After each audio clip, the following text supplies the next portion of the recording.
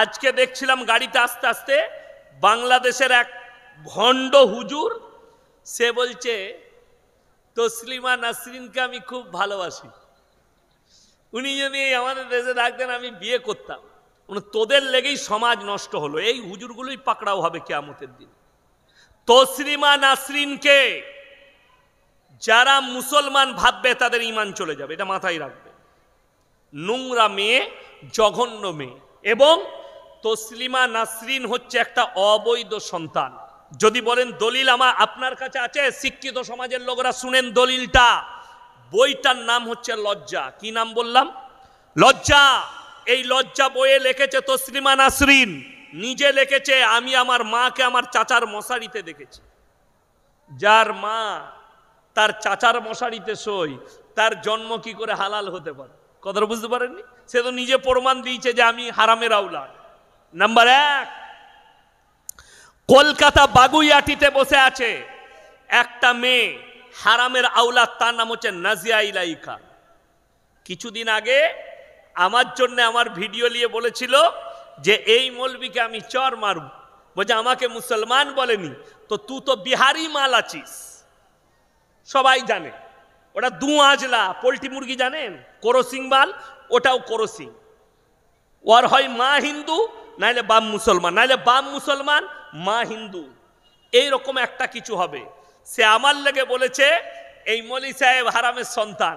আরে আমার বাপের নাম মোল্লা শওকত আলী মাজাহিরি, গোটা পশ্চিম বাংলার নাম লোক জানে, আমার গোটা বর্ধমান জেলার লোক জানে। হাজি আব্দুল গফুর সাহেবের লাতি আমি, আমার নানাজি অনেক দিন আগে মারা গেছে, আমার মা হচ্ছে তার সন্তান। আমার নানি আমার বাড়িতে 40 বছর ছিল। আমার আব্বা, আমার নানা, আমার দাদুকে বর্ধমান জেলায় খোঁজ নিয়ে এলে, আর তোকে চ্যালেঞ্জ দিলাম তুই তোর পরিবারের পরিচয় দিতে পারবি না, এখনো দিতে পারিনি। আমি চ্যালেঞ্জ দিয়েছি 10 মিনিট যদি এরা বসে, এই যারা যতগুলো কুত্তা মিডিয়া লাপাচ্ছে, এরা আমার সঙ্গে 10 মিনিট বসতে পারবে না। বিক্রি হাওয়া মৌলবীর সঙ্গে বসে লাভ নাই। আমার মতো বাপের বেটা মৌলবীর সাথে একবার বসে দেখো, मैं छट्टी के दूध या दिला देंगे इंशाल्लाह। এদের হিম্মত নাই বসি। আমি বলেছি কলকাতার যে কোনো জায়গায় বসবে বসো, আমার লাইভ চ্যানেল চলবে, 100টা ইউটিউবার থাকবে আমার, আর তোমার যতগুলো ইচ্ছা দালাল চ্যানেলওয়ালাকে ডাকবে। আমি লাইভ ভারতবর্ষের লোক লয়, ভারত, বাংলাদেশ, পাকিস্তানের লোক দেখবে। হয় উর্দুতে করবে, না হয় বাংলায় করবে, না হয় গুজরাটিতে করবে আমার সঙ্গে। কি চ্যালেঞ্জ? কি লিয়ে? ও যে মুসলমান লয়, এটা আমি 10 মিনিটের ভেতরে প্রমাণ করিয়ে দেব। যারা ভাবছেন গুনাহ হবে, এ হচ্ছে শুনেলেন, কুকুর দুটো কন্ডিশনে চিল্লায়। কটা কন্ডিশনে বললাম? দুটো। হয় পাগল হয়ে যায়, তখন চিল্লায় কুকুর। খেপে গেলে কুকুর চিল্লায় না? চিল্লায় না। সব সময় দেখবেন খেপা কুকুর করতেই থাকে, থাকে না? থাকে না? লোক পেলি কামড়িয়ে দেয়। হয় কুকুর পাগল হয়ে গেলে চিল্লায়, তা না হলে পেছনে মালিক দাঁড়িয়ে থাকলে চিল্লায়। সকালবেলায় উঠে ফজরের পরে বারুইপুর বাজারে যান, দেখবেন কিছু বড় লোকের কাছে কুকুর আছে, বাড়িতে পেলেছে। সকালবেলায় মর্নিং ওয়াক করতে বেরোয়, হাতে চেনটা ধরে থাকে, থাকে না? থাকে না? ওই কুকুরগুলো দেখবেন লোক দেখলেই কি করে? করে। লোক দেখলে সে জানে আমার পেছনে মালিক দাঁড়িয়ে আছে, আমাকে মারতে পারবে না। কিন্তু একটা রাস্তার কুকুর, সঠিক কুকুর চিল্লাবে না। কেন? সে জানে আমি যদি চিল্লাই তো হয় পাথর মারবে, না হলে আমাকে লাঠি মারবে। ঠিক কিনা? দুটো কন্ডিশনে। समझदारों के लिए इशारा काफी है। नाजिया इलाई खान, तेरे गले में पट्टे डाल के पीछे कोई खड़ा है, इसीलिए तू रसूल के बारे में भौंक रही है, मेरे अल्लाह के बारे में भौंक रही है, मुसलमान दाढ़ी टोपी वाले के लिए भौंक रही है। আর একটা বেরিয়েছে এখন, তার নাম হচ্ছে শফিকুল, একটা ইউটিউবার, আরামবাগে ঘর, একটা ইউটিউব চ্যানেল চালায়, শফিকুল নাম। এক হারামের আওলাদ দুদিন থেকে আমাকে বলেছে এটা জঙ্গি। ভোটের টিকিট পাবার লেগে এই হুজুর এত কড়া কড়া কথা বলছে। ভোটের টিকিট, নাউজবিল্লাহ। চোর হতে যাব আমি? জিনাখোর হতে যাব? আরে শোনো, বিহারে যতগুলো সাংসদ আছে আমি বলিনি, মিডিয়াওয়ালারা বলছে গত ভোটে যতগুলো এমএলএ ছিল তাদের মধ্যে 130টা এমএলএর নামে ক্রিমিনাল কেস আছে। আমার তো আর গার্লফ্রেন্ড নাই যে গার্লফ্রেন্ডের ঘরে টাকা রাখবো, ওটা আমি পারবো না, ওটা তুই পারবি। এও এক দালাল, এ হচ্ছে আরএসএস এর দালাল এই শফিকুল, এটা মাথায় রাখবেন। তোমরা যারা স্বপ্ন দেখছো, আমার আগে মুফতি সাহেব বলে গেলেন না, মাদ্রাসা ভেঙে দেবো, মসজিদ ভেঙে দেবো। বিদেশের লোকরা সবাই মাটির তলায় সম্পদ খুঁজে বেড়াচ্ছে, আর আমাদের দেশের কিছু গোবরখোর মুতখোর এরা মাটির তলায় মসজিদের নিচে খালি মন্দির খুঁজে বেড়াচ্ছে। দুঃখ এটাই, বেদনা এটাই। কারা? গোবরখোর আর মুতখোর। এই শফিকুল একটা গোবরখোর। যারা স্বপ্ন দেখছে ইসলামকে মিটিয়ে দেবো, কোরআনকে মিটিয়ে দেবো, আল্লাহর কসম করে বলছি, আপনি যদি ইমানদার হন, আল্লাহর ওপরে বিশ্বাস থাকে, নিজের হৃদয়ে গেঁথে যান আজকে ইয়াসিনের কথাটা, আমার আল্লাহর ওয়াদা মিথ্যা না সত্য? বাবা জোরে বলুন, সত্য। আল্লাহর ওয়াদা যদি সত্য হয় তাহলে শুনেলেন, আমার আল্লাহ ওয়াদা করেছেন, ওয়ালান তাজিদা লিসুন্নাতিল্লাহি তাবদীলা। কিয়ামত পর্যন্ত আমার বিধানের একটা জের জবরের মিটাবার ক্ষমতা পৃথিবীর কোনো শক্তির নাই। জোরে একবার বলুন সুবহানাল্লাহ। যারা স্বপ্ন দেখছে তারা ভুল দেখছে। এই শফিকুল বলেছে আমার লেগে জঙ্গি, আমি বললাম ঠিকই বলেছে। বেলডাঙ্গায়, মুর্শিদাবাদের বেলডাঙ্গায় দাঙ্গা লাগানোর মূল চক্করি আল্লাহর নামে গালি লেখে যে বোর্ডটা টাঙ্গিয়েছিল, সেই ছেলেটার নাম হচ্ছে সায়ন হালদার। ও নিশ্চয়ই মনে হয় এই 24 পরগনার আজকের এই জাঙ্গালিয়া মাদ্রাসা, তো এই মাদ্রাসায় পড়াশোনা করেছে, তাই না? কেন? এরা বলছে মাদ্রাসায় জঙ্গি তৈরি হয়, নাউজুবিল্লাহ। আচ্ছা, এটিএম চুরি করতে গেলে মৌলবি হতে হয় না ইঞ্জিনিয়ার হতে হয়? কথা বলে না এরা?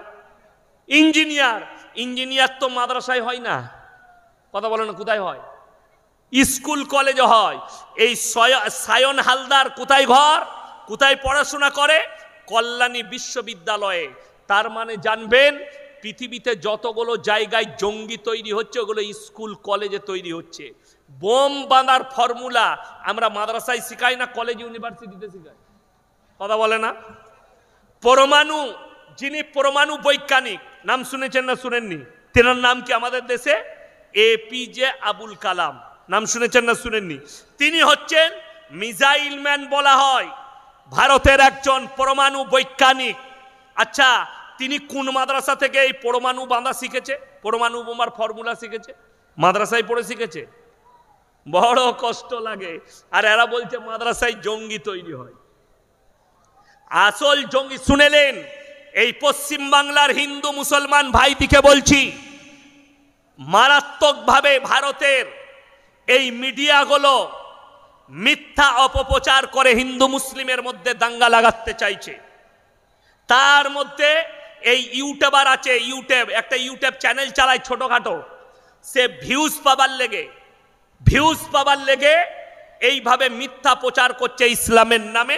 তার নাম হচ্ছে শফিকুল। তার কমেন্ট বক্সে গিয়ে দেখবেন, একটাও কোনো শিক্ষিত হিন্দু ভাই, শিক্ষিত মুসলমানের কোনো কমেন্ট নাই। যতজন কমেন্ট করেছে সব গোবরখোর আর মুতখোর। আমিও দেখি, আল্লাহর কৃপায় হুগলি ডিস্ট্রিক্টের মানুষদের শকর আদায় করছি, আরামবাগের মানুষদের শকর আদায় করছি। এই হারামখোরকে তারা বয়কট করেছে, এক চ্যানেল কেউ দেখে না, তারা বয়কট করেছে। একে সবাই চিনে গেছে এটা কার দালাল। ওই জন্যে বলে যাচ্ছি, সবাই কোরআনের সংস্পর্শে আসবো। জোরে বলুন ইনশাআল্লাহ। আজকে বড় কষ্ট লাগে, বেঈমান কাফের আপনার মাথায় চেপে বসেছে। তা না হলে চিন্তা করুন, পৃথিবীতে 47টা মুসলিম রাষ্ট্র আছে, পৃথিবীতে 250 কোটি মুসলমান আছে, 47টা রাষ্ট্রের কাছে সামরিক বাহিনী আছে, অস্ত্র আছে, অত্যাধুনিক অস্ত্র। তারপরেও গাজা আর ফিলিস্তিনে 75,000 নিরীহ মুসলমান মারা গেল। যারা মনে মনে করছে যে হাই আল্লাহ কি দেখতে পাই না, আমার আল্লাহ সব দেখছেন। আমার আল্লাহ ছাড় দেয় কিন্তু ছেড়ে দেয় না। আল্লাহ যেদিনে ধরবেন আল্লাহর মারের আওয়াজ উঠে না। আমার মুসলমান ভাই, বেঈমান কাফেররা উঠে পড়ে লেগেছে মুসলমানদের ঈমানকে ধ্বংস করার জন্যে। তারা কামিয়াবি লাভ করেছে, আমরা কামিয়াবি লাভ করিনি। আমি আজকে ঈমানদারির সঙ্গে বলে যাচ্ছি, যারা মনে করছেন এই জাঙ্গালিয়া মাদ্রাসায় আমি পয়সা দিয়ে দিলাম মানে আমি ক্লিয়ার হয়ে গেলাম, না। আপনি মনে করছেন মসজিদ আর মাদ্রাসার জন্যে এই মৌলবীরা টাকা চায়, আমি দিয়ে দিলাম মানে আমি ফারেক হয়ে গেলাম, না। শুধু আপনার টাকা নয়, আপনার দোয়ার প্রয়োজন। আপনি মসজিদে টাকা দিচ্ছেন, এটাই সার্থক নয়, এটাই শেষ নয়। টাকা দেওয়ার সাথে সাথে এই মসজিদকে আবাদ করার দায়িত্ব আপনার। বছরে একবার জলসা হবে জাঙ্গালিয়া মাদ্রাসায়, আপনি এসে 5,000 10,000 টাকা দিবেন, বাস আপনি মনে করছেন আমার কোনো কাজ নেই, না। আপনাকে চিন্তা নিতে হবে, আল্লাহ আমি তো টাকা দিলাম, আমি যেন এর সাথে সাথে দিনের সাথে জুড়ে যাই। সকলে জোরে বলুন ইনশাআল্লাহ, তবে কাজ হবে। বেঈমান কাফেররা কত বড় কামিয়াবি লাভ করেছে, তারা মেহনত করেছে। কিসের মেহনত? মুসলমান ঘরে ঘরে সুদ ঢুকিয়ে দাও। আজকে প্রত্যেকটা বাড়িতে সুদ ঢুকে গেছে, ঠিক কিনা কথা বলেন? আমাদের ঘরে ঘরে সুদ ঢুকে গেছে। তারা কি করেছে? এদের মা বোনকে রাস্তায় নিয়ে এসো, তারা বন্ধন লোন আর গ্রুপ লোন নিয়ে এসে প্রত্যেকটা বাড়ি বাড়ি ঢুকিয়ে দিল। আর আপনি বলছেন, হে মৌলী সাহেব, হে মৌলবীরা, হে হুজুররা, তোমরা তো পয়সা দাও না, আমরা আমাদের সংসার কত কষ্টে চালাই। হে নেমো খারাম, তোমার ঈমান ঠিক নেই। তুমি বলছো তোমার 20,000 ইনকাম, তোমার বরকত নেই। তোমার বিবিকে রাস্তায় বার করলে, গ্রুপ লোন করো, বন্ধন লোন করো। তুমি ইমানদারির সঙ্গে বলুন, তোমার ইমামের পুরো মাসে বেতন হচ্ছে 6,500, তার সব ইনকাম মিলিয়ে 10,000। আল্লাহর কৃপায় ইমামের বউকে গ্রুপ লোন করতে হয়নি, ইমামের বউকে বেপর্দা হয়ে রাস্তায় বেরুতে হয়নি, তারপরও ইমামের আল্লাহ বরকত দিয়েছে। তার মানে তোমার বাড়িতে দিন নেই, তোমার স্ত্রীর কাছে দিন নেই। আজকে আফসোস, আপনি বলছেন কোরআনকে মহব্বত করি। হে আমার মা, হে আমার বোন, তোমরা বছরে একবার কোরআন খুলো। মায়েরা বছরে একবার কোরআন খুলে, এই রমজান মাস আসছে, এখন এরা কোরআন পড়বে। এইটাই দুঃখ। বেঈমান কাফের আপনার মাথায় চেপে বসেছে। তা না হলে মুসলমান কখনো 25শে ডিসেম্বর পালন করত না, মুসলমান কখনো 1 জানুয়ারি ফিস্ট করত না। অথচ কোরআনে আছে গায়রিল মাগজুবি আলাইহিম ওয়ালাদ-দাল্লিন।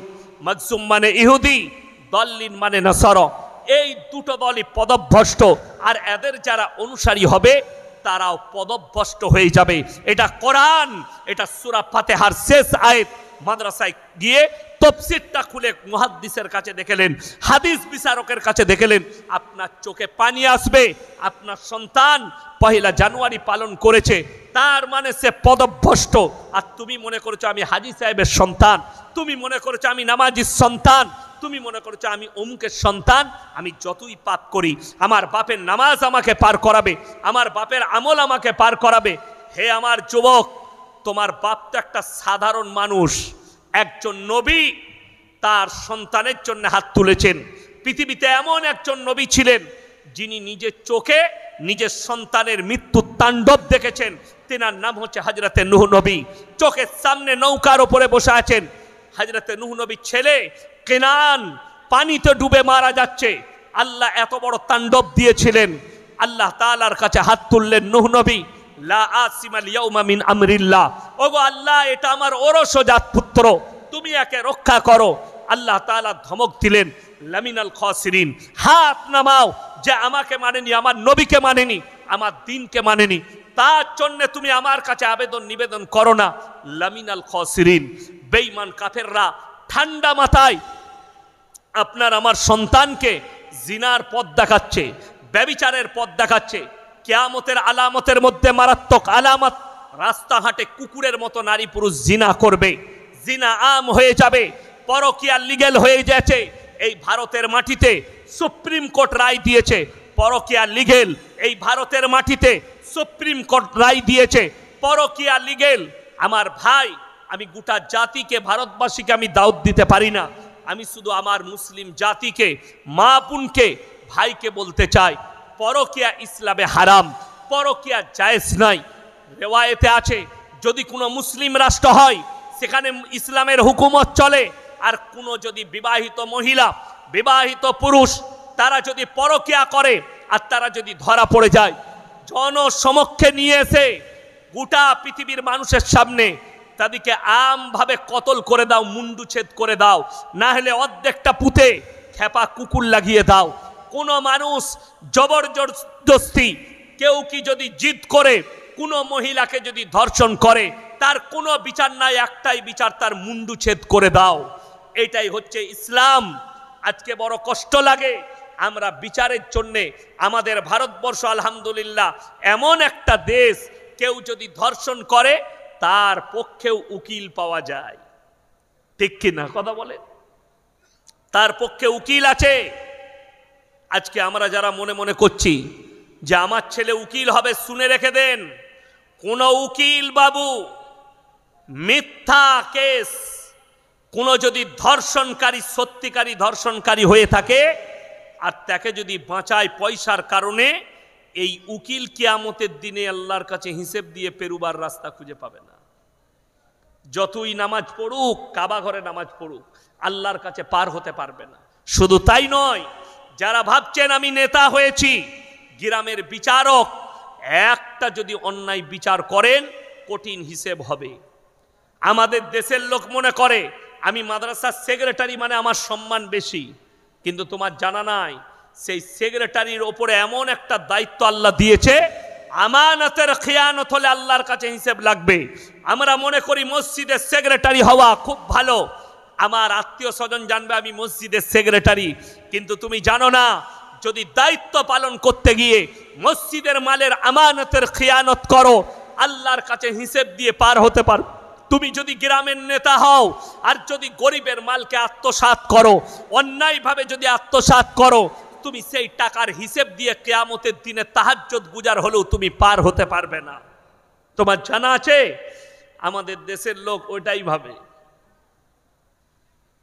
আমি উত্তর 24 পরগনা, জায়গাটার নাম হচ্ছে আপনার কলিঙ্গা, ওখানে একটা হিফজখানা খুলেছি, মাদ্রাসা দারুল কুরআন। সেখানে অনেক যোগ্য শিক্ষকরা আছে। আমার ভয় হচ্ছিল দায়িত্ব নিতে, আমার খালি এখনো ভয় আছে আমার জীবনে, যে দায়িত্ব তো নিয়েছি আমি বর্ধমান জেলা থেকে এসে, কালকে যদি ওই মাদ্রাসার আমানতের খেয়ানত হয় আমি আল্লাহর কাছে কি জবাব দেব? ভয় হয়। ওই জন্য আমাকে যারা বলে, আমি বলি ভাই আমি দাতার নাম করে দিচ্ছি, কোথায় যাবেন বলে দিচ্ছি, কোনো ভাইয়ের কাছে পাথর লাগবে পাচামিতে যান আমি বলে দিচ্ছি, রামপুর হাটে যান আমার ভালোবাসার লোক আছে বলে দিচ্ছি, অমুক দাতার কাছে যান সিমেন্ট দিয়ে দিবে বলে দিচ্ছি, কিন্তু মাদ্রাসার দায়িত্ব আমাকে দেন না। মাদ্রাসার দায়িত্ব নিতে পারবো না। কেন? এতটুকু যদি আমানতের খেয়ানত হয় আমি আল্লাহর কাছে জবাব কিভাবে দেব? কিভাবে দেব? আর আমাদের দেশের লোক শখ করে মসজিদের সেক্রেটারি হতে চায়, লোক লাগায়। আমার লেগে বলবি মসজিদে যে অমুক ভাইকে সেক্রেটারি করে দিবি, দে তাদেরকে চা খাওয়ায়, তো শখ গেছে সেক্রেটারি হওয়ার। অন্যায়ভাবে একটা মাল যদি আত্মসাৎ হয়ে যায়, তোমার মালের সাথে মিশে যায়। ওই জন্যই তো আমাদের দেশে 100টা যদি মসজিদ থাকে, 1 লাখ মসজিদের মধ্যে 95,000 মসজিদের মতওয়াল্লির নামটা কাটা যাবে যদি হাদিস মুতাবিক কোরআন মুতাবিক নেওয়া হয়। কথাটা বুঝতে পারেননি? যে তার মধ্যে হাদিস মুতাবিক কিছু আছে নাকি? আপনি মনে মনে করেছেন বিরাট শখ আমার, আমি সেক্রেটারি হলাম, বিরাট শখ আমার, আমি গ্রামের সেক্রেটারি। খুব সাবধান, আমানতের খেয়ানত করবেন না। হযরতে উমরে ফারুক রাদিয়াল্লাহু তাআলা আনহু নিজের সন্তানকে গাছে বাঁধা করিয়েছিলেন, বাঁধো। সমস্ত সাহাবীরা বললেন হে আমিরুল মুমিনিন, এটা আপনার সন্তান। হযরতে উমর বললেন আজকে যদি আমার সন্তান বলে ছেড়ে দাও, এর থেকেও বড় অন্যায় করার সুযোগ পাবে। তাই ইসলামী শরীয়তে কোরআনে যে আইন আছে, যে শাস্তি আছে, একে সেই শাস্তিটাই দাও। সন্তানকে শাস্তি দিয়েছিলেন, তার নাম হচ্ছে হযরতে উমরে ফারুক রাদিয়াল্লাহু তাআলা আনহু। হযরতে উমরে ফারুক রাদিয়াল্লাহু তাআলা আনহু বাইতুল মাল থেকে বেতন পেতেন, বেতন পেলেন, সংসার চলছে, চলতে চলতে পুরো মাস সংসার চালিয়েছেন। কিছু মাল বেঁচে গেছে। বেঁচে যাওয়ার পরে উনার স্ত্রী বললেন, হে উমর, কিছু মাল বেঁচে গেছে, সামনের মাসে কাজে লাগবে। হযরতে উমর ধমক দিলেন, এই মালটা বৈধিত মাল, এটা আমার নয়, এটা কওমের মাল, বাইতুল মালে ফেরত দিতে হবে। হযরতে উমর ওই মালটা নিয়ে গিয়ে বাইতুল মালে ফেরত দিলেন সবার সামনে, আর বললেন, এটা আমার কাছে বেশি চলে গেছিল, এতটা প্রয়োজন ছিল না। জোরে বলুন সুবহানাল্লাহ। আর আমাদের দুঃখ, সরকার একটা এতিমকে, একটা গরিবকে ঘর বানাতে 1,40,000 দিচ্ছে, নেতা আগে থেকে বলে দিচ্ছে 10,000 দিয়ে যাবি। ঠিক বললাম না ভুল বললাম? তুমি আল্লাহর কাছে কি হিসেব দিবে, এই নিয়তটা করে লাও। আমি আল্লাহর কসম করে বলছি, আমি কোনো বাপের বেটাকে ভয় করে কথা বলি না, আর আমি কোনো পার্টির দালাল নয়, আর আমি কারুর দালালি করি না, হক বলে যাচ্ছি। আর যদি কোনো মৌলবি এসে এই কথাটা কেটে দেয় যে না, কেউ যদি টাকা নেয় এটা অন্যায় নয় গরিবের কাছ থেকে, আমি ইয়াসিন জীবনে আর সমাজের বুকে বক্তব্য দেবো না, এটা চ্যালেঞ্জ। কোনো বাপের বেটা মৌলবি থাকলে তাকে স্টেজে নিয়ে আসুন, যে আপনি এই টাকাটাকে জায়েজ করে দিয়ে যান। আপনি অন্যায়ভাবে 1 টাকা নিলে, শুনেলেন হাদিসে আছে যারা শহীদ হবে, শহীদরা বিনা হিসাবে জান্নাতে যাবে। জোরে বলুন সুবহানাল্লাহ। পানিতে ডুবে মারা গেছে শহীদ, শহীদের দরজা পাবে কে? মুমিন ব্যক্তি। পানিতে ডুবে মারা গেছে, গাড়িতে অ্যাক্সিডেন্ট হয়েছে, আগুনে পুড়ে গেছে, সমুদ্রে পড়ে গেছে, এই মানুষগুলো শহীদের দরজা পাবে। ইসলামের জন্যে, কোরআন আর আল্লাহর জন্য যারা যুদ্ধ করে শহীদ হবে, তারা শহীদের মর্তবা পাবে। কিন্তু মাথায় রাখবেন, শহীদ ব্যক্তিরা এক জায়গায় আটকিয়ে যাবে। কোথায়? যদি 1 টাকা ঋণ থাকে জীবনে, কিয়ামতের দিনে আল্লাহ দাঁড় করাবেন, তুমি জান্নাতে তো যাবে, কিন্তু ঋণটা তোমাকে 1 টাকা পরিশোধ করে যেতে হবে। এই ব্যক্তি তোমার কাছে 1 টাকা পেত। কথাটা বুঝতে পারেননি? ওই জন্যে তো আমাদের দেশে মাইয়াত হলে এলান করা হয় না? ইমাম সাহেব এলান করে, ভাই এটা অমুকের, যিনি মারা গেছেন মরহুমের এটা বড় ছেলে, তিনি ওয়াদা করছেন, তিনার বাপ যদি কারো কাছে কিছু পেয়ে থাকে তো আপনারা বলবেন এ ঋণটা পরিশোধ করবে। আমাদের দেশে এত গোলমাল, জানাজার ময়দানে দাঁড়িয়ে ওয়াদা করলো, আমার বাপ যদি কোনো ঋণ করে থাকে আমাকে জানাবেন, আমি পরিশোধ করব। ওয়াদা করলিল, 1 মাস 2 মাস পরে একজন দোকানদার এসে বললেন, তোর আব্বা আমার কাছে 1,500 টাকা ধার নিয়েছিল, বলি কবরে যা বলবি, যা কবরে গিয়ে বলতে বলছে। এরকম মাল আছে না? না, তুমি ফেরে পড়বে। যেহেতু এতগুলো মুমিন ব্যক্তির সামনে দাঁড়িয়ে তুমি ওয়াদা করে নিজের মাথায় চাপিয়েছ ঋণটা, এরপরে তোমার আব্বা ঋণী লয়, তুমি হচ্ছে ওই ঋণের ভাগদার, তার বাপ আর থাকবে না যেহেতু। তা না হলে তুমি বলে দাও জনসমক্ষে, ভাই মুমিন ভাইরা, আমার আব্বা যদি কোনো ঋণ করে থাকে আপনারা ক্ষমা করবেন। আর ক্ষমা করা হচ্ছে মুমিন ব্যক্তিদের একটা বড় গুণ। আল্লাহ তাআলা বলেছেন, যারা মানুষকে ক্ষমা করে, মানুষকে ক্ষমা করে, আমি আল্লাহ তাদেরকে ক্ষমা করে দিই। জোরে বলুন সুবহানাল্লাহ। আপনাকে ক্ষমা করতে হবে। আমি ভাই ঋণ পরিশোধ করতে পারবো না, আমার সেই ক্ষমতা নেই, তাই আমার বাপ যদি কোনো ঋণ করে থাকে আপনারা ক্ষমা করে দিবেন। আমার বাপ যদি কারো অন্যায় করে থাকে আপনারা ক্ষমা করে দিবেন। কেন বলা হয়? এই ঋণ মারাত্মক জিনিস, আল্লাহর কাছে কিয়ামতের দিনে হিসেব না দেওয়ে পেরুবার কোনো রাস্তা পাবে না। ওই জন্য ইমানদার ভাই, আপনাদিকে অনুরোধ করে বলছি, আজকে সবাই বলুন আমরা মুমিন হব। জোরে বলুন ইনশাআল্লাহ। 5 ওয়াক্তের নামাজ পড়া ফরজ না ফরজ নয়? জোরে বলুন। 5 ওয়াক্তের নামাজ পড়া কি ফরজ? ইমানদারির সঙ্গে বলুন, গোটা জয়নগর থানায় যদি সমীক্ষা করা হয় 100 জনের মধ্যে 80টা বেনামাজি বেরুবে। ঠিক বললাম না ভুল বললাম? কথা বলেন। 80টা বেনামাজি, অথচ রসুলের হাদিস, যার নামাজ নাই তার মধ্যে ইসলাম নেই। আল্লাহ তাআলা কোরআনে বললেন, কিয়ামতের দিনে 2টো দল, একটা জান্নাতে যাবে আর একটা জাহান্নামে যাবে। জাহান্নামী জলেরা যখন জাহান্নামের রাস্তায় যাবে, জান্নাতের মানুষেরা জান্নাতের দিকে যাবে, জানেওয়ালা দল তারা প্রশ্ন ছুড়বে, ফি জান্নাতি ইয়াতাসাআলুন আনিল মুজরিমিনা মা সালাকাকুম ফি সাকার। তোমরা কেন জাহান্নামে যাচ্ছ?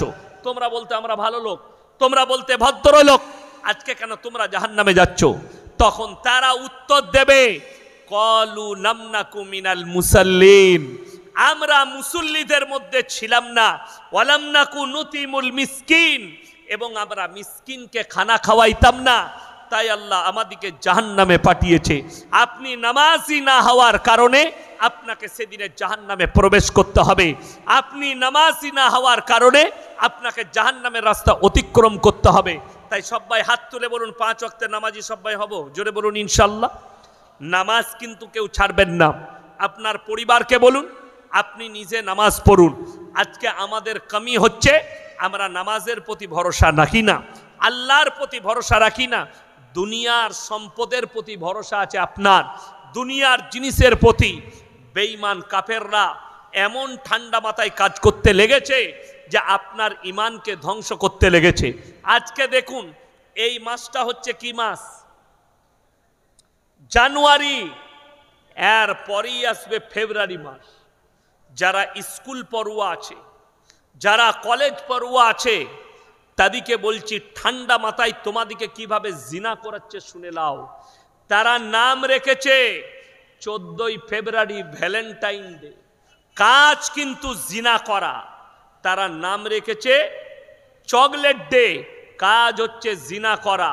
তারা নাম রেখেছে কিস ডে, কাজ হচ্ছে জিনা করা। তারা নাম রেখেছে রোজ ডে, কাজ কিন্তু জিনা করা। আপনি মনে করেছেন জিনা করা মানে হচ্ছে শারীরিক সম্মান করা? না, শুধু ওইটা জিনা নয়, হাতের জিনা, চোখের জিনা, কানের জিনা, নফসের জিনা, পায়ের জিনা, শারীরিক জিনা। আপনি হাতের দ্বারা কোনো নারীকে স্পর্শ করেছেন, এটা হাতের জিনা। আপনি চোখের দ্বারা কোনো নারীকে জিনার ইশারা করেছেন, চোখের জিনা। আপনি মুখের দ্বারা কোনো নারীকে, একটা পর নারীকে কিস করেছেন, মুখের জিনা। আপনি নফসের দ্বারা নিয়ত করেছেন, এই মেয়েটাকে পেলে এক রাত্রি এর সঙ্গে শুলে আমার মনে আরাম হতো, এটা হচ্ছে নফসের জিনা। ওই জন্য হাদিসে আছে, যদি কোনো মেয়ের দিকে একবার নজর যায়, নজরটা ফিরিয়ে নাও, দ্বিতীয়বার আর তাকাবে না তার দিকে। এটা রাসূল সাল্লাল্লাহু আলাইহি সাল্লামের হাদিস। তুমি তাকাবে না। যদি দ্বিতীয়বার চলে যায়, আস্তাগফিরুল্লাহ, সবাই পড়ুন, আস্তাগফিরুল্লাহাল্লাযী লা ইলাহা ইল্লা হুয়াল হাইয়ুল কাইয়্যুম ওয়া আতুবু ইলাইহি। তোমরা চেহারাকে ফিরিয়ে নাও। সব থেকে বড় জিনিস, যেমন নামাজ 5 ওয়াক্তের ফরজ, পর্দা করা কি বাবা? ফরজ, পর্দা ফরজ। অথচ আমাদের মুসলিম সমাজে বেশিরভাগ পরিবারে পর্দা নেই। ঠিক বললাম না ভুল বললাম? বেশিরভাগ। ইমানদারির সঙ্গে একটা কথা বলছি, আপনি ইয়াসিন ভাইকে ভালোবাসেন, আপনি অমুক হুজুরকে ভালোবাসেন, আপনি আপনার বাড়িতে নিয়ে গেলেন, আমাকে বাড়িতে পালঙে বস করালেন, হুজুর চা খান, এটা আমার বাড়ি, আপনি মহব্বতের সঙ্গে বস করালেন। আপনার বিবিকে নিয়ে এসে বললেন, ইয়াসিন ভাই এটা আপনার ভাবি হয়, তার সঙ্গে মুলাকাত করাচ্ছেন, ডেঞ্জার পাপ, ডেঞ্জার গুনাহ। আমার সঙ্গে যতই সম্পর্ক হোক, আপনার বিবির জন্য আমি মৌলবি ইয়াসিন পর পুরুষ, আমার সামনে বস করাবার ক্ষমতা তোমার নেই। আজকে পরকীয়া এই জন্য বেড়ে গেছে। আপনি আমাকে বললেন, ভাই ভাবির সাথে গল্প করুন, আমি বাজার থেকে আসছি নাস্তা নিয়ে, আমি যদি 3 দিন গল্প করতে পাই, 4 দিনের বেলায় তোর বউ নিয়ে এমনি পালাবো আমি। কথাটা বুঝে এসছে না আসেনি? কেন? ইসলামে আছে ওয়ালা তাকরাবুজ জিনা ইন্নাহু কানা ফাহিশা ওয়া সা সাবিলা। ব্যভিচার করা তো দূরের কথা, যে রাস্তায় ব্যভিচার হয় সে রাস্তার ধারে পাশে যাতায়াত করো না।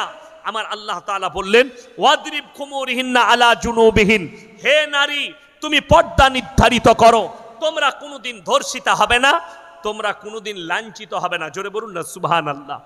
আপনি বলুন, একটা 1 টাকা চকলেটের দাম কত? 1 টাকা। 1 টাকা চকলেটটা খোলা থাকে না প্যাকেটের মধ্যে? কথা বলে না? প্যাকেটের মধ্যে থাকে, সিল করা আছে। যদি কোনো দোকানদার ওই চকলেটটা খুলে এরকম একটা প্লেটের ওপরে খোলা চকলেট রেখে দোকানের সামনে নামিয়ে বিক্রি করে, কেউ চকলেট কিনবে? কেন? ধুলো পড়েছে, মাছি বসেছে, চকলেটের ইজ্জত নষ্ট হয়ে গেছে। হাই রে মুসলমান, 1 টাকার চকলেটের প্যাকেট খুলে দিলে যদি ইজ্জত নষ্ট হয়ে যায়, তোমার বিবির, একটা নারীর আল্লাহ কতটা ইজ্জত দিয়েছে। তোমার বিবি নিজের প্যাট পিঠ মাথার চুল খুলে রাস্তায় যাবে, তার ইজ্জত নষ্ট হবে না? চকলেটের ইজ্জত তোমার কাছে বেশি তোমার বিবির থেকে, তোমার মেয়ের থেকে। অথচ রসুল সাল্লাল্লাহু আলাইহি সাল্লামকে আল্লাহ আদেশ করলেন, পর্দা যেদিন থেকে ফরজ হয়েছে, হাদিসে আছে সেই দিন থেকে নবী এবং সাহাবীর কোনো বিবি নিজের পায়ের নখটা পর্যন্ত হুজরাখানা থেকে বের করেনি। জোরে বলুন সুবহানাল্লাহ। অথচ আপনার আমার কাছে পর্দা নেই। বাজারে, আপনার এই বাজারে যদি কোনো সবজিওয়ালা, কোনো ফলওয়ালা কলাটা ছিলে বিক্রি করে, সেই কলা কেউ কিনবে? কেন? কলায় মাছি বসেছে, মানে ইজ্জত নষ্ট হয়ে গেছে। শুধু কলায় মাছি বসার কারণে আপনার কাছে কলার ইজ্জত নষ্ট হয়ে গেল। তাহলে ভেবে দেখুন আপনার বিবির ইজ্জত আল্লাহ কতটা দিয়েছে, আপনার মায়ের ইজ্জত কতটা দিয়েছে, একটা নারীর ইজ্জত কত, আর আপনি তার ইজ্জতটা কিভাবে হানি করছেন। রাস্তায় বেরিয়ে যাচ্ছে আপনার বিটি, মাথার চুল খোলা, পেট বেরিয়ে আছে, পিঠ বেরিয়ে আছে। আজকে বেঈমান কাফেররা কত ঠান্ডা মাথায় কাজ করে তারা কামিয়াবি লাভ করেছে। 1400 বছর আগে রাসূল আকরাম সাল্লাল্লাহু আলাইহি সাল্লাম হাদিস বর্ণনা করলেন, বুখারী শরীফের হাদিস, যে পুরুষরা তোমরা টাকনুর ওপরে কাপড় পরবে। জোরে বলুন সুবহানাল্লাহ। বেঈমান কাফেররা এমন প্যান্ট তৈরি করলো সব টাকনুর নিচে। ঠিক বললাম না ভুল বললাম? যুবকরা প্যান্ট পরছে টাকনুর, ওটা তো অনেক দূরের কথা।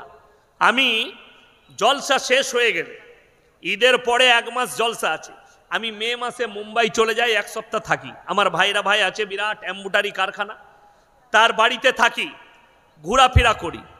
এক যুগে আমি মুম্বাই একটা মাদ্রাসায় ছিলাম, মৌলানা শাহ আবরারুল হক সাহেব রহমতুল্লাহ আলাইহির মাদ্রাসায়।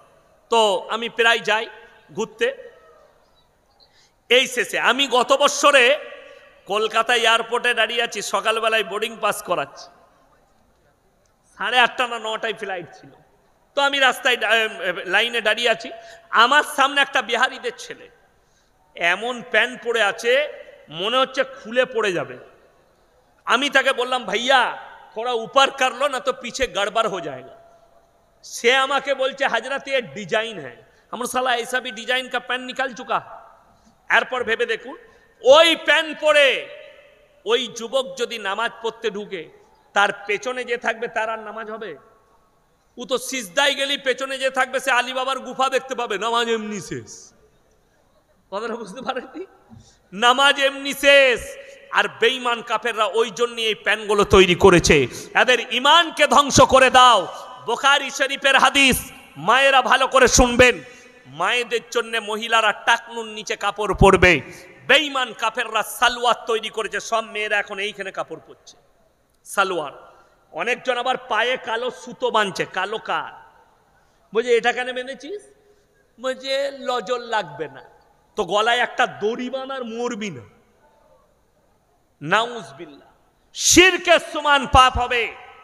এই সুতোর দ্বারা যদি লজন না লাগে, আল্লাহর সুতোর সৃষ্টিকর্তাকে আল্লাহ, তুমি আল্লাহর সৃষ্টির উপরে ভরসা করেছো, আল্লাহর উপরে নয়। আমাদের সমাজের অবস্থাটা এই জন্য খারাপ। মুর্শিদাবাদের একটা ছেলে একদিন ফোন করে বলছে 2 বছর আগে, হুজুর আমাবস্যার রাতে কি বিয়ে করা যাবে? বলে মোটেই করবি না, বে কালো ছেলে হবে। কি বলবো তাকে? আল্লাহর কাছে সব দিনটাই সমান। এগুলো কার হাদিস? খালার আর ফুপুর হাদিস, দাদির হাদিস। এরাই তো সমাজটাকে অর্ধেক শেষ করেছে হাদিস বলে বলে। এরাই তো সমাজ ধ্বংস করেছে। মায়েদিকে অনুরোধ করছি, শোনো, তোমরা 5 ওয়াক্তের নামাজি হও, কোরআনের তেলাওয়াত করো। আল্লাহর কাছে যদি মঙ্গল পেতে চাও, আর যতটা নিজেদিকে পর্দায় রাখবে ততটাই জান্নাত তোমাদের কাছে হবে। যতটা পর্দাকে দূর করবে, জাহান্নাম তোমাদের ততটাই কাজে আসবে। আজকে এমন একটা দেশ ভারতবর্ষ, একটা মুসলমানদের মেয়ে সে যদি পর্দা করে, বোরকা পরে, নেকাব পরে কলেজ ইউনিভার্সিটিতে যায়, তাকে গিয়ে কোর্টেতে কেস লড়তে হয় আমাদের দেশে। আর আমাদের দেশে এক শ্রেণীর মহিলা, তারা ন্যাংটো ঘুরে বেড়ায় রেল স্টেশনে, এয়ারপোর্টে, পার্কে। তাদেরকে বলা হয় নাইস, বিউটিফুল, ঠিক কিনা? হারাম কাজ করে। যারা মনে মনে ভাবছেন এই যুগটা মডেলিং এর যুগ, মেয়েরা ছোট পোশাক পরবে মডেলিং, মাথায় রাখবেন জয়নগরের সব থেকে বড় মডেলিং হচ্ছে কুত্তাগুলো, যারা কোনো পোশাক পরে না। এদের থেকে বড় মডেলিং কেউ নাই। আর যদি বলেন আমি মুমিন, আমি আল্লাহর নবীকে ভালোবাসি, আল্লাহকে ভালোবাসি, কোরআনকে মানি, তাহলে কোরআনের প্রতি আমল করতে হবে। আল্লাহ বলেছেন ওয়াদরিব খুমুরিহিন্না আলা জুনুবিহিন, হে নারী তুমি পর্দা নির্ধারিত করো, তোমরা কোনোদিন ধর্ষিত হবে না, লাঞ্ছিত হবে না। প্রত্যেকটা ভাই মা বোনকে আমরা পর্দায় আনবো, জোরে বলুন ইনশাআল্লাহ। যত বাজারে কম যেতে দিবেন। দুঃখটা কোথায় জানেন? রমজান মাসে আমি জলসা করি না, 2-3টে জলসা আমাকে করতে হয়। এই বছরও আমার ডেট আছে, 11ই রমজান একটা ডেট আছে। কোথায়?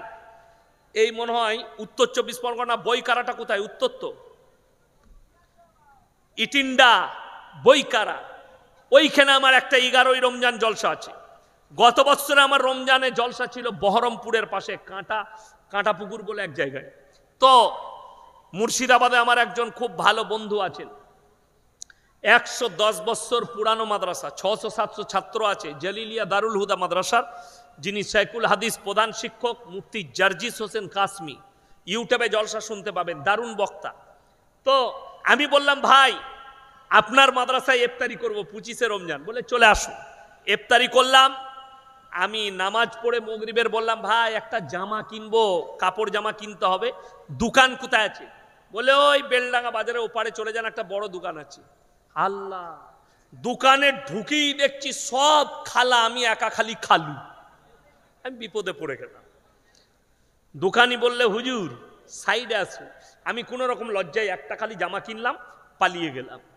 দুঃখটা কোথায়? পুরুষরা বাড়িতে, মহিলারা বাজারে, সম্পূর্ণ হারাম। আল্লাহ রাব্বুল আলামিন নারীদিকে একটা মর্যাদা দিয়েছে। আমার ভাই, যে সমস্ত পুরুষরা নিজেদের বিবিদিকে বেপর্দা করে বাজারে ঘাটে ঠেলে দেয়, এরা হচ্ছে দাইয়ুস। আর দাইয়ুস কোনোদিন জান্নাতে প্রবেশ করবে না। দাইয়ুস পুরুষের প্রথম লক্ষণ, তাদের বিবিদিকে বাজারে ঘাটে বেপর্দা করে ঘুরায়। সবাই পর্দা করবো, জোরে বলুন ইনশাআল্লাহ। এরপরে আমি লাস্টে বলবো 3টে কথার প্রতি আমার আল্লাহ আদেশ করেছেন, সবাই আমল করবেন, হাত তুলে বলুন তো ইনশাআল্লাহ। 3টে কথা কি কি? আল্লাহ যাদিকে মাল দিয়েছে, 3টে লোক যদি তোমাদের কাছে কোনোদিন হাত পাতে, তাদের হাতকে জীবনে ফিরিও না। নাম্বার 1, ওয়া আতিদাল কুরবা, তোমার কাছের গরিব যদি হাত পেতে দেয়, তাদের হাতকে ফিরিও না। ওয়াল ইয়াতামা ওয়াল মাসাকিন, এতিম আর মিসকিন যদি হাত পাতে, তাদের হাতকে ফিরিও না। ওয়াবনাস সাবিলি ওয়ালা তুবাদ্দির তাবদীরা, আর মুসাফির যদি হাত পাতে, তাদের হাতকে ফিরিও না। আমি আপনাদের এখানে এসেছি 181 কিলোমিটার রাস্তায় মাদ্রাসা পর্যন্ত, 181 আমার মাদ্রাসা থেকে 181 কিলোমিটার, আবার যাব অতটা। আজকের জলসার সব থেকে বড় মুসাফির ব্যক্তি আমি ইয়াসিন। এর পরের আয়াতে আল্লাহ বললেন ইন্নাল মুবাদ্দিরিন কানু ইখওয়ানাশ শায়াতিন ওয়া কানা আশ-শাইতানু লিরাব্বিহি কাফুরা, এবং যারা অপব্যয় করে তারা হচ্ছে শয়তানের ভাই। শয়তান জাহান্নামী, যারা অপব্যয় করবে শয়তানের ভাই হবে, তারাও জাহান্নামে প্রবেশ করবে। অর্থাৎ আমি আপনাদেরকে অনুরোধ করে বলে যাচ্ছি, অপব্যয় কাকে বলে?